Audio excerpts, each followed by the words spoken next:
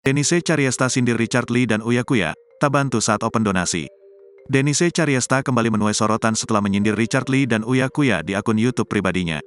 Sindiran itu dilayangkan Denise Chariesta, lantaran Richard Lee dan Uya Kuya tak membantu memberikan donasi untuknya melahirkan. Beberapa waktu yang lalu, Denise Chariesta menghebohkan publik lantaran membuka donasi untuk biaya lahiran anaknya di luar nikah.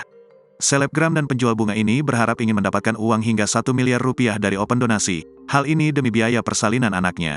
Akan tetapi, satu hari open donasi Denise Chariesta hanya mendapatkan donasi sekitar 3 juta rupiah. Hasil open donasi yang tak sesuai harapannya itu, membuat Denise Chariesta menyindir rekan sesama artis yang tak ikut memberikan donasi untuknya. Ia pun langsung menyebut Uya Kuya yang dinilainya selama ini melakukan pencitraan di depan publik. Selain Uya Kuya, Denise juga menyindir sosok Richard Lee yang beberapa waktu terakhir aktif membantu rekan artis wanita yang menjadi janda.